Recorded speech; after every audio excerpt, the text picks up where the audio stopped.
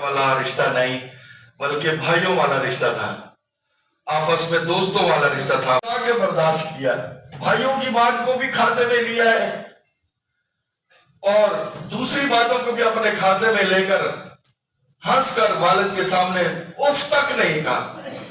और मैं ये समझता हूं ये उनका कमाल नहीं, या हजरत के दूसरे जो बेटे हैं जहां तक पहुंचे ये इनका कमाल नहीं है। हमेशा ये सारी चीजें आपने देखा होगा, बड़े बड़े लोग हैं, बहुत अच्छे इखलाक के मालिक हैं, लेकिन उन्हें जानता कोई नहीं, उनसे हाथ कोई नहीं मिलाता।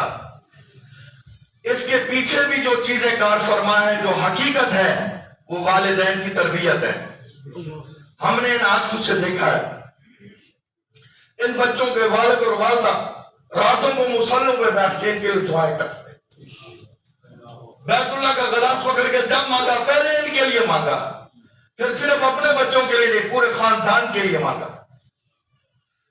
अल्लाह ताला इस मरहूम की अगली मनाजिल को आसान फरमाए। आमीन। आपने उस्ताद मोहतरम हजरत मौलाना फरीद अहमद हक्कानी साहब दामत बरकातुहुल आलिया के जुमले उनके हक में सिमात फरमाए। उनके बहुत से हम सबक साथी यहाँ पर बैठे हैं, यकीन जाने जो भी खड़ा होगा वो यही कहेगा हमने उसे गाली दी, उसने मुस्कुरा के मजाक में जवाब दिया, कभी किसी से कता ताल्लुक नहीं किया। मेरे ख्याल में नहीं है, अपने हम सबक लोगों में से, अपने रिश्तेदारों में से, अपने ताल्लुक वालों में से,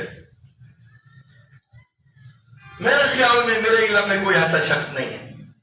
तो उनके दोस्त यहाँ पर बैठे हैं, उनके हम सबक यहाँ पर बैठे हैं, और उनके पीछे नमाजें पढ़ने वाले यहाँ पर वो तरावी के अंदर कुरान करीम सुनाते रहे, और करीब एक मस्जिद है वहां नमाजें पढ़ाते रहे। मुझे तो जो भी मिला है उसने तारीफ ही की है।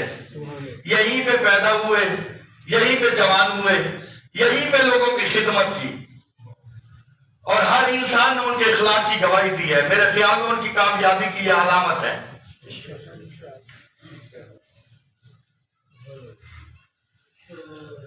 उस्ताद जी ने हुक्म दिया, मैं खड़े हो गया, खुदा की कसम बात नहीं